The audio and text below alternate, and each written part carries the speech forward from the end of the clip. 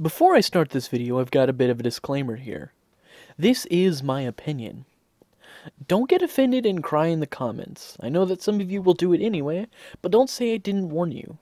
We can disagree, and that's fine, and that's what this video is all about.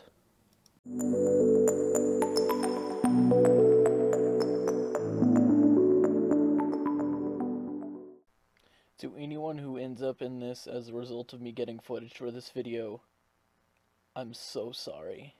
I feel really bad for doing this. Alright, so let me start with some self-deprecation to make this all go down a little easier for some of you guys. I'm a heavy main, and I acknowledge that heavy doesn't take a lot of skill to play. Mechanically, he's pretty simple and easy to learn. But Pyro takes no skill. Now, before you get triggered and rant in the comments like I told you not to do earlier, let me explain what I mean by that. When I say Pyro takes no skill, I am not saying that a Pyro cannot use any advanced and skillful tactics, or achieve a mastery of the game and the class. Pyro players can grow into skill, but the baseline requirements to play Pyro is absolutely laughably low. You see, the thing is, when you're choosing a class or starting it out for the very first time, you have to understand a few things about it. So a few things you have to learn, such as the role, damage types, etc. For instance, the heavy, you have to learn that he's a defensive class, with a very linear DPS kind of attack. When you first play heavy, you have to learn how to handle him, to deal with his mobility issues, to learn the proper ranging of the minigun, timing your revs, that way you're having yourself spun up when you need it, and not being slowed down unnecessarily by revving when you don't need to be. Knowing when to meat shield your team, and knowing when to back off when your health is getting too low for you. Basic things that fill what the heavy needs to do in order to function at a baseline level. Pyro requires none of that. Roll? Forget it. Pyro does whatever he wants. Damage type? You've got AoE, DPS, DOT, all available to you in a single weapon, and in some of them, you can even get burst. And you don't even need to worry about ranging, tracking, or any of that aim stuff, because what you see is what you get, and all you need to do is wait that constant orange stream of hitboxes, and you'll get damage easy. As for the rest of Pyro's kit, he's got mid-range health and basic 100% speed. He's middle of the road, suitable for anything. There is absolutely nothing you need to know on the basic level to play past move and spray fire. And here's the thing about it. It works. It is stupidly effective, even with the new changes designed to fix that sort of thing. I went to match after match as Pyro, doing nothing more than literally pressing W and M1, and my KDR never once went negative without an ounce of effort. With the most minimal effort possible in a game, I was pulling constant kill streaks, getting dominations, and even top scoring in a few matches. And it was infuriating watching myself getting the most ridiculous kills, taking down teams in combos, doing nothing more than running up to them, flailing wildly, while the rest of my team pulled skillful plays and tried their hearts out, only to watch me carry the team on the back of the worst possible playstyle. Now I have to say this here. Despite what I've said here, Pyro isn't OP. I was easily shut down multiple times once a competent combo formed, an NG set up, or a sniper started focusing me down. But that's not my problem. Pyro is possible to beat on any level, but even with that brain-dead lack of effort, the enemy team actually had to try and stop me, while I was doing the dumbest, simplest, most just absolutely zero effort, completely brain dead thing. Just complete WM1, no one's home, brain is gone, WM1. And the enemy team had to go and actually try to beat it. The level of effort and skill it took to beat me out was far greater than the amount of effort and skill I was utilizing. And that is my problem with Pyro. A brain-dead player should be able to be beaten by an equally brain-dead player, and an equally low requirement of skill. But that is not the case, and never has been the case, with the Pyro. The question here, though, is what to do about it. How do we elevate the skill floor of the Pyro up to a level that is equivalent to the skill floor required to beat him? And there has been a lot of talk about this, and I think it comes down to two things. First off, force tracking, and second off, fix the weapons in a rebalanced state.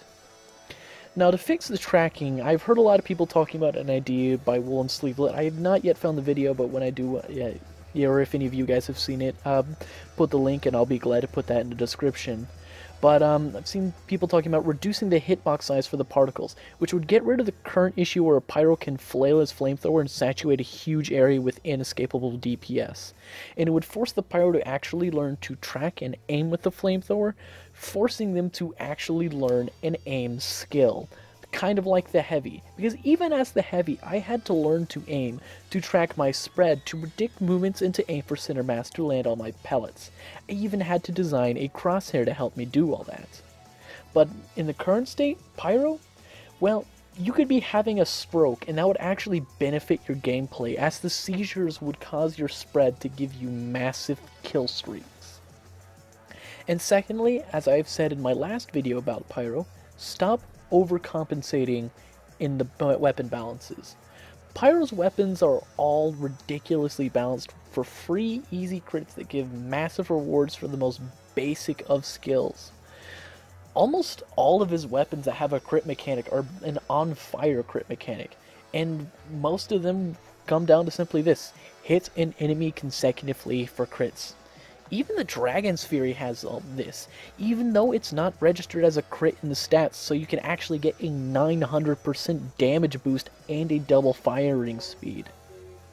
On any other class, Pyro's weapons would not be considered at all, or at least considered horribly unbalanced and in need of immediate change.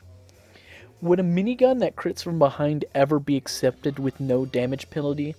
Of course not, it never would, but the backburner still exists.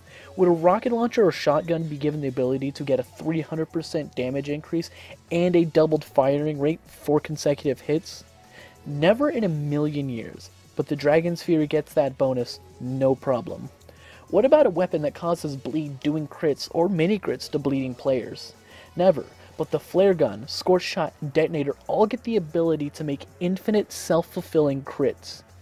The Dragon's Fury too, if you count the 300% damage bonus as a crit, which is the very definition of what a crit is. And finally, would you ever allow a scattergun or sticky bomb launcher or any weapon to store damage to get ubered through a taunt and then have 8 full seconds of crits, all the while having no damage penalty? It's something that is horribly unbalanced and wrong as a concept, and yet there's the flog. The thing is Pyro's weapons are meant to try to reward taking some sort of skill or fulfilling some sort of role, but they do it way too much, and it's not understanding the basic psychology of doing all those things. When I play Heavy, I don't expect crits because I'm able to land multiple hits with my minigun or my shotgun or even my melee. When I play any other class, I don't expect crits for being able to do some sort of effect to an enemy or being able to knock them around or land consecutive hits. The ability to control my aim, to be able to land those consecutive hits, and to be able to constantly put pressure on the enemy and utilize everything I have, is the reward itself. I should not be getting kills for being able to perform basic tasks. I should not be given kills and crits and big buffs and boosts for simply being able to perform basic tasks with basic weapons.